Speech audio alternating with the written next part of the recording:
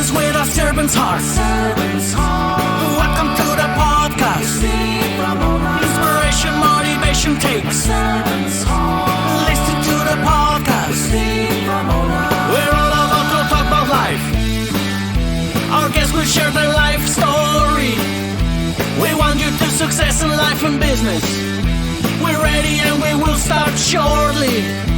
We're gonna talk about life. We're going to speak on business. You're gonna shine bright. We are going to witness. Business with a servant's heart. With hosts Steve, Ramona, and Ray. Inspiration, education talks. Listen to the podcast. Steve, Ramona.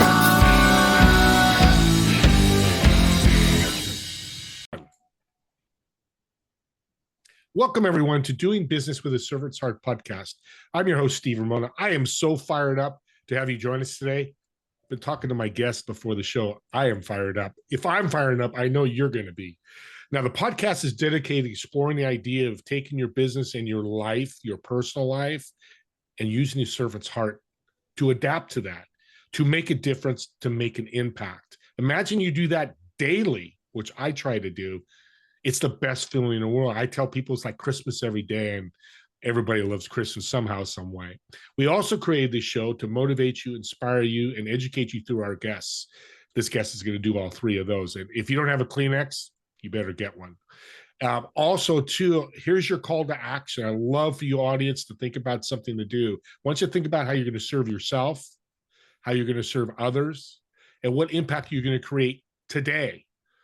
That's the key word. We want to be accountable to ourselves. I hear people all the time, oh, Steve, I forgot. It's been a couple of weeks. I didn't do it. Start today. Listen to this incredible show. Listen to my incredible guest. And let's start serving today and just feel good about it, especially when you're having a bad day. What a great way to get past that. And today's episode is sponsored by Pantheon Alliance. Join a community of high-income entrepreneurs, business leaders to create a world-changing thought leader platform to grow your business. With that being said, leadership is a big part of servant leadership. I actually just found out through a guest thing, there's now colleges giving degrees in that, which I'm so fired up about. But today's guest is going to really dive deep into this, where it's ideas that you've probably heard, but he's going to tell you in a different way that may make an impact with you and a difference. With that being said, I want to welcome Dave to the show. Welcome, Dave. Steve, thank you for having me on here. I'm excited, and I loved your intro, by the way. I love what you said. I talk to my clients all the time about looking for what I call the triple win. Right? It's not a win-win. It's the triple win. The triple win looks like you win, I win, and the people we serve win. Powerful. That's powerful. Jump in. We're talking before the show. Dark side, radical, and servant leadership. Talk about that and what you come up with all that. I think it's fascinating. Yeah, no, thank you. When we were talking, so just to give some background here, when I got into leadership training, right? So I'm a former naval officer, I ran a few companies, and very long story, really short, I ended up coaching somebody while I was looking for a job, north of 50. And then I went, get another job in, president, general, GM someplace, only to be replaced in 4 or 5 years, when something happened, or I could just continue coaching companies and create what is now my third company. And so I end up in leadership. And the first thing I heard was, do you know servant leadership? Can you help me with servant leadership? And I've never heard of it. The name implies what it's about. And the basic precept itself, I'm all in favor of, because true leadership is about setting people up for success, which is what the servant heart's all about. And I had a visceral negative reaction to it. The term. And I looked at my radical accountability, which is what my system is, and this is the way to go. And I dug into Greenleaf's writings, Servant as Leader. I think it was 1972 when he wrote that. And I realized that these two concepts are virtually identical. And the difference is the direction you come at it from and the potential problem if you don't fully understand what you're doing. Well, and here's what I mean by that. So servant as leader. And Greenleaf says, the initial concept is the servant, the guy who's going and bringing you, serving the master of the house, really ends up leading by the way they do that. And you see this in stories all the time where the subtle word, the subtle thing, and but what's the downside of that? Well, if you become so selfless, that you're just giving, giving, giving all the time, you actually become an enabler. And that's the downside. As a leader, I don't believe our job is to enable, because when we enable, we actually limit people. Mhm. And our focus is to get them to grow. And sometimes that means they have to stub their toes to learn to pick up their feet. So the downside, what I call the shadow side of servant leadership as a concept, is the enabler, becoming that, doing stuff for everybody. And I actually, owner of a company I ended up running as president was that way. He would stop whatever he was doing to solve people's problems, which sounds great, except for they never learned to solve their own problems. And as a result, the company was stymied. I came in with my radical accountability and said, no, you're gonna, you're empowered. Make your decision. You're going to own your mistake. And I was okay with mistakes as long as they weren't repeated time after time, as long as people learn to, and I created a culture where people grow from them, which, by the way, healthy servant leadership does the same thing, right? So on my side, radical accountability, what's the shadow side? What's the opposite? And you become that overbearing Martindale who is an authoritarian figure. Do this, do this, do this, do this. And you never give people a chance to stub their toe either, but not because you're enabling them, but because you're micromanaging them. Yeah. And it's powerful because what you said about servant leadership, a servant leader says no. Correct. No. Or as I talk about a lot of my shows, is it you're president of a company? I'm sure you had to let people go. You don't keep people, and that's that enabling, like, I'll keep them all. Joe will get better, he'll get better, he'll get better.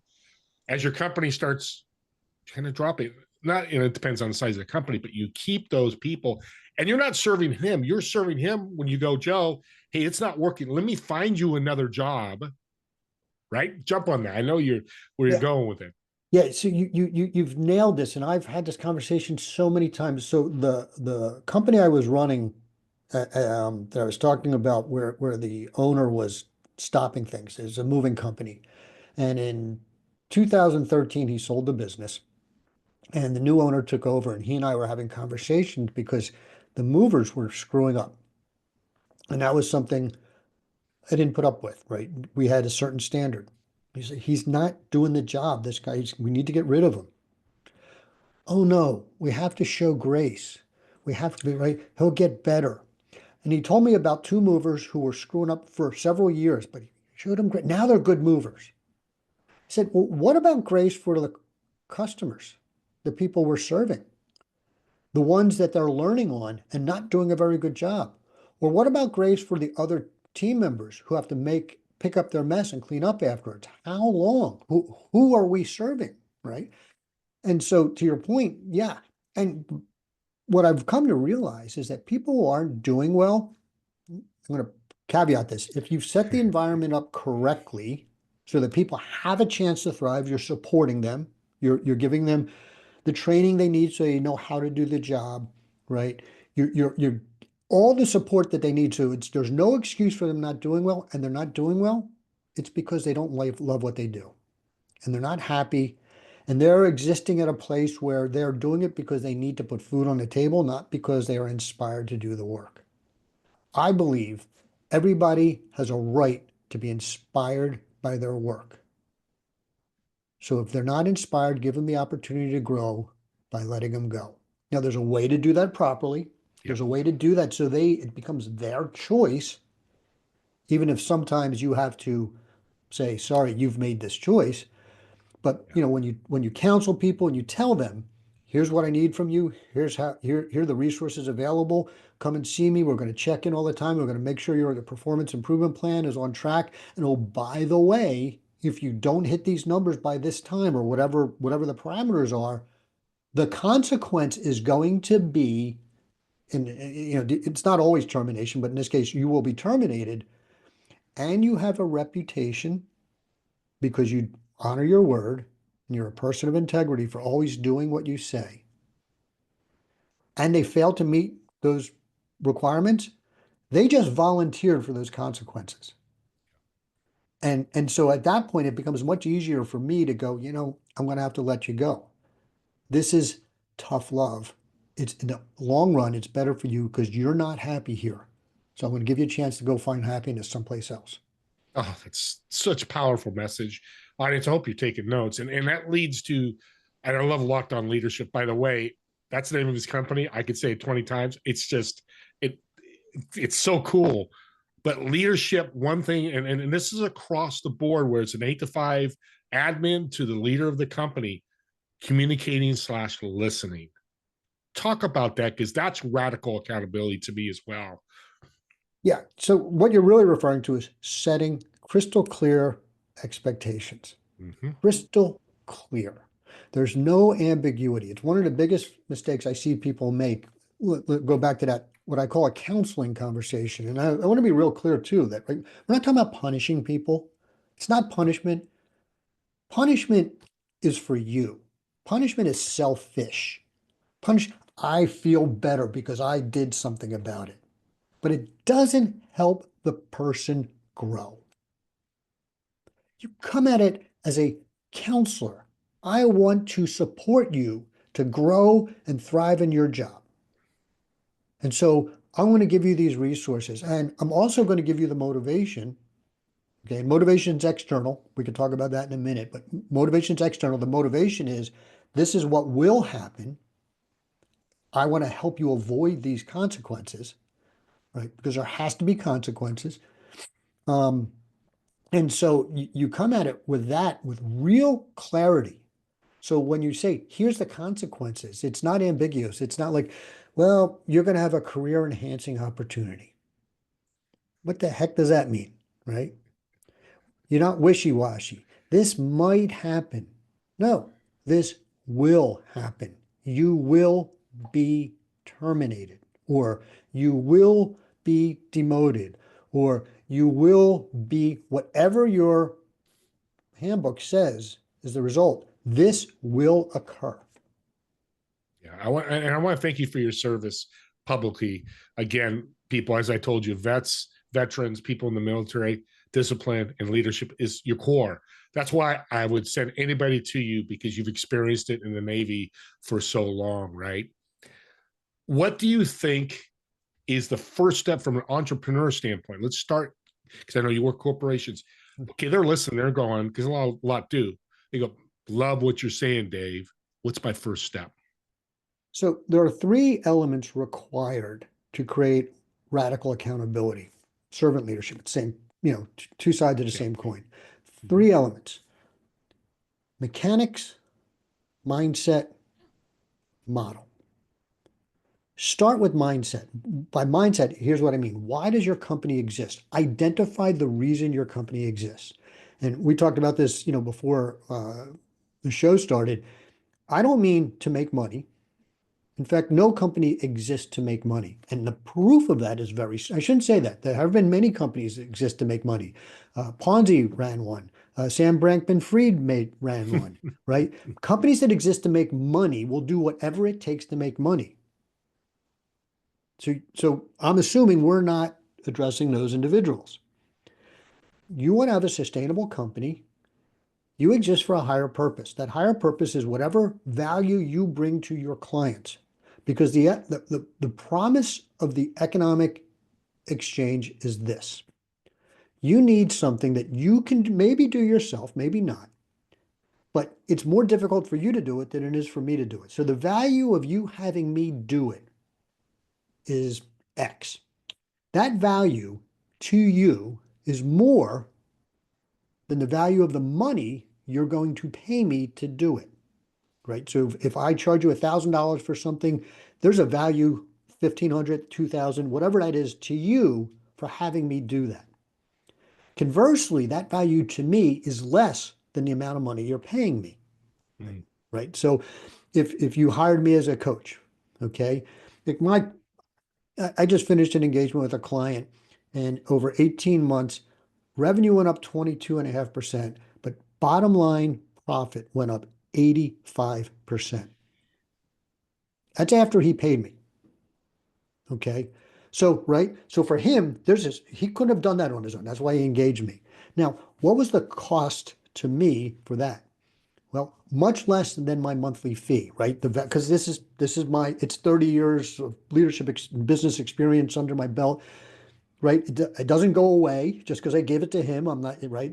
Right. So the cost to me, the value to me was less than what I get paid. I'm very happy with the fee that I made. He's ecstatic with the results he got, right? That's the economic promise, right? So you exist for a purpose. What is that purpose? And think big. You know, I had a plumbing client once. I said, why do you exist? He's like, to help people. I said, no, think about it. Plumbing is solely responsible for civilization. Without plumbing, without irrigation and sewage, we could not have cities. It's true. Wow. Imagine talking about that in your marketing. Imagine hiring people who got excited because they are continuing this tradition that goes back thousands of years that created civilization. Start with purpose. Purpose is so powerful. And a lot of companies don't have it. You're dealing with them. And what I love with coaches and what you're doing is, yeah, the actions could be taken, but I think on one side of a coach is the accountability side. I have a company, don't hire you. Yeah, I could do all things you said and make the changes and be a better leader. But those 2 weeks that I'm not doing what I'm supposed to do, and 3 people leave my company because I wasn't accountable to somebody like you to make the right decisions in the radical accountability servant leadership. That's one of the powers that you do. Superpower. Sure. And if you think about it, even if you are like, let's just take me, and you and I talked about this. I have a coach. Why do I need a coach? I'm giving coaching other people. I can just, right? So, they say a barefoot cobbler or a cobbler's child wears no shoes, right? That's the saying, right? And I used to say we're all barefoot cobblers. We can't see our own stuff. And are you a baseball fan by any chance, Steve? Love baseball. Yep. Okay. So I say Tony Gwynn, I say Cal Ripken Jr. You think? Batting average. Right. Two of the greatest hitters in the history of the game, right? Yep. Did they have hitting coaches at the end of their career? Why? Because the hitting coach sees the raised elbow drop before, right? Because this goes to this, and you're not quite swinging as much. And for those of you who are listening, I'm lowering my elbow from like 90 degrees down just a little bit, right? And you don't realize this. And then all of a sudden, you're not making contact like you used to. You don't have the power that you used to. The ball's not popping off the bat like it used to. And you start doubting yourself. And now the elbow gets a little lower because you're going, what the hell's going on? You start playing with you. The coach goes, no, raise your elbow. They're not a better hitter than you. They're just removed and able to see. That's what coaching does for you. You oversee a company, go, I see this, this, and this. Man, I didn't see that. Thank you. And that's probably why the guy went up 83%, 20% income, is you're spotting things that were not working, but he wasn't aware of. Because when you're locked in the middle of anything, your perspective changes, right? Yeah. In this case, he wasn't very good at iterating process. He would develop a process. So the mechanics piece are the processes, policies, procedures, the things that you need in place to support people. And he had some good procedures in place, but he didn't iterate them. Because what happens is you create a procedure and it works, a percentage at a time. Generally, so when you first create procedures, it maybe only work 50% at a time. And the first time you do it, you go, oh, I forgot this, that, and the other thing, and you add them to the procedure. If you're following my process, you're writing it down and you're adding it to the procedure. And about 3 times through it, you're 99% there. And that procedure will cover 75 to 85% of all the circumstances that it's intended for. But there's always those one-offs. And I get this a lot from clients. They go, yeah, we need to be nimble. Nothing's ever the same. I'm like, yeah, you're right. 85% of the time it is, though. Let's cover that. Well, what about the other 15%? Well, that other 15%, 85% of the time, it's only one variation. So we cover that in the procedure by saying, if this, then do it, then alter it this way. And you generally have 2 or 3 variations of the procedure that covers 99%, right? And so you have to iterate that. He was terrible at that. So we did that, and we got to the point where he stopped putting out fires and started focusing on growing the business. Because we weren't making the mistakes there that we used to, that's efficiency. That goes right to gross profit. Gross profit goes up and you're already profitable. That flows right down to your bottom line. Amen. And we'll use a baseball term for you baseball fans out there. We're going to get a little baseball geeky on you. He was hitting singles. Now you got him hitting home runs and grand slams. Yeah, well, actually, what we're really doing is playing small ball where everybody's hitting singles. Yeah. Everybody's hitting singles. This is truly small ball that has small incremental changes that have massive, massive effect. Yeah. It's compound interest. Yeah. Good words. We're coming to the end here. What does locked on leadership look like in the next 3 to 5 years? So, I'm on a mission to make radical accountability a global movement, right? My vision is where the standard, not the exception, the standard for companies around the world are everybody who shows up is excited. Thank God it's Monday, not thank God it's Friday. Thank God it's Monday. I get to do what I love to do. So I'm in the process of starting my next book. So I have a book out right now, which is sort of a primer, Locked On Leadership, the tactical business guide to create a culture of consistency, courage, and caring. And that's the primer, but radical accountability, the 3 elements we talked about before, is my next book. My goal is for that to be a New York Times bestseller. So Love it. And you practice what you preach. You told us your vision. I knew you would. I mean, but a lot of coaches don't. And I want to go back real quick. You have a coach. I've had coaches. If you want to work with a coach, that's the first question I always ask. Yep. Who's coaching you? Well, I don't have one. I'm too bad. I'm not going to tell you what to do, but for me, and I don't, I think Dave, you're thinking the same thing, is I'm not so sure right now. Let's revisit that. Here's what I say. If you believe so hard, if coaching is so important, how come you don't have a coach? Right. Yeah. It's really simple. And I'll be candid. When I started coaching, I didn't have a coach, and I wasn't as successful. Okay. Like I said, Tony Gwynn, Cal Ripken Jr., they, even at the end of their career, had hitting coaches. Yeah. There's a reason.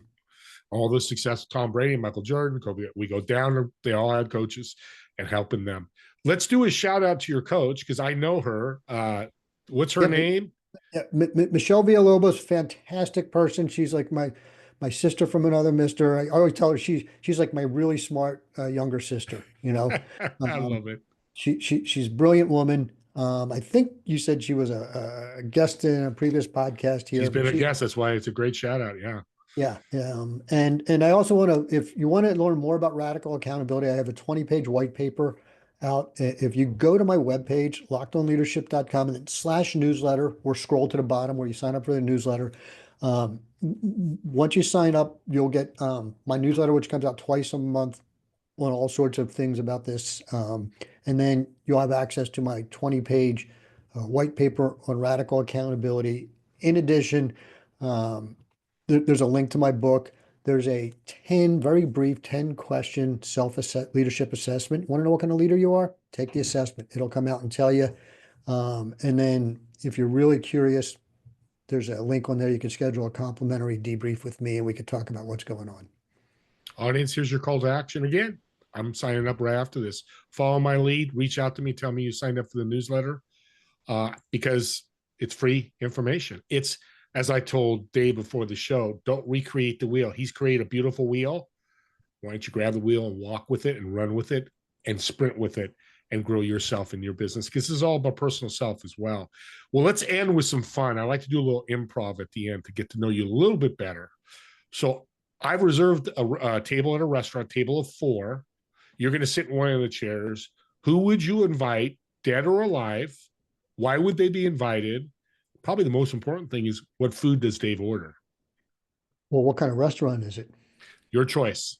Oh, your favorite. So I'll answer that one first, right? Because that's the most difficult for me. I'm a Gemini, and I literally look at menus and come up with 2 choices that I can't decide and then the server comes and I say, get me last. And then they look at me and I'm like, and then I pick. So, I eat everything. If it's not running too fast, I'll eat it. A couple exceptions that I don't think I'll ever try Rocky Mountain oysters. There's just something visceral about doing that Nope. not for me. Other than that, I can't think of anything that I wouldn't at least try. I love all sorts of food. So depending on the restaurant, I'll like. So We'll do a surprise buffet. They'll just have bring it out and they'll eat away. oh, when I started eating sushi, that's all I did. Just put something on the plate. And I mean, I eat all the things that people, don't like. Who's sitting there with us? I'll tell you, number one off the top of my head, number one is Winston Churchill. Absolutely. Um, my email signature has on it a quote from him, which I just sums it all up. He says, "Sometimes doing your best isn't enough. Sometimes you have to do what's required." Great quote. Yeah. So just no college, and just what a brilliant statesman, what a leader, what a Yeah. leader. In fact, I've got a trip, a leadership retreat planned for September of next year to London, 7 days. This is going to be the type of thing that you're not going to get anyplace else. And part of it is we're going to have a deep dive into Churchill Museum, curated by historians, not docents, historians. And we're going to extract his leadership principles and how to apply them today. We're going to do Eisenhower, same thing. We're going to go to Southwick House, Eisenhower, and D-Day invasion, and the preparation for that. So Wow. Churchill's absolutely up there, number one for me. I would probably go with Plato. Hmm. Plato, maybe Aristotle, but Plato's who I'm going with. To delve into that mind, assuming I can understand ancient Greek, that would just be brilliant. His idea of the republic and the citizen soldier, huge appeal for me. I think, again, talk about serving, right? His idea is the franchise. You could not become a citizen until you served first, because you're putting others' best interests ahead of your own. Yeah. I'm a big Stoics guy, so you just got my heart tingling here. I love that. And who's the third one? Oh, I thought I was only getting two. I thought it was you, me, I'm going and to give you a third one because you got two massive, great ones there. ooh, now you put me on this spot. You know who would have to be? I think it would be Napoleon Bonaparte. Uh, I mean, because the man knew how to inspire others. Right. And yeah, there's some, the whole emperor thing, which might make dinner interesting. God, yeah. But he took a continental war and inspired people, give a man a little piece of ribbon. I think I'm paraphrasing, and I can't remember exactly, but I mean, he recognized that recognizing people for what they did, it doesn't have to be a big thing. And they'll lay their lives down for you. And I think I could probably learn something from the man. Absolutely. And I see leaders like him, Hitler, Pablo Escobar, incredible leaders. And I'm not saying what they did. The problem is they did it for bad. And but you can draw lessons from, I've learned a lot of lessons from Pablo Escobar, watching his documentaries and learn about him. I might get controversy. I might get emails for it, but that's okay. Because leadership does come from the bad side, the evil side. It's Sure. just their choice. Yeah. Look, and it's exactly right. Things are neutral, and what do you do with them, right? And Hitler, clearly evil. Pablo Escobar, clearly evil. I don't know that Napoleon was evil. He was a product of the time. And you're right. They still were able to lead people down this road to evil. Okay. Yep. No, it's powerful. You've been a blessing. God bless you for what you're doing. I love Locked On Leadership. Audience, I'm sure they want to connect with you. How can they connect with you? Is the website, do you have email? How you want them to connect? Yeah, as I said, you can go to lockedonleadership.com/newsletter. Sign up for my newsletter. You can access through the leader. Well, there's a contact me page if you want to reach out on that. But more importantly, if you really want to connect and just talk about your leadership, 30-minute book a complimentary leadership debrief call. There's a big button on the thank you page after you sign up. That's the best way, and I'd love to chat with you. Yeah. And the call to action at the end of the show, I give you a lot of homework. but this is important. Subscribe to my newsletter if you have it, but to my YouTube channel. And it's not just getting subscribers, and nothing wrong with people doing that. Here's the real power of a podcast. And I keep explaining this, so I want people to get this. You listen to Dave and go, oh my God, my cousin needs leadership help. He's got a company failing. Well, yeah, you can introduce him, Dave, have him go to the contact list and have him do it. But even better, you can gift him this link and go, you need to listen to Dave. He's talking about radical accountability, servant leadership with his locked on approach. I think it would benefit you. That person goes ahead and listens and then contacts Dave and maybe gets, hires Dave. And even if they don't hire, it's the gift you've given, that servant heart, servant leadership of always bringing value to people. That's the power of a podcast. That little link could change lives. Go ahead, Dave. Yeah, and one more thing too, right? Because there is nothing new under the sun. I'm not the only leadership coach out there. I'm not the only one saying this. Obviously, Steve, you do as well. There's other people. I am not for everybody. So your friend, whoever it might be that you're thinking about this for, give them a taste of me. They may go, ooh, not my style. I take no offense to that.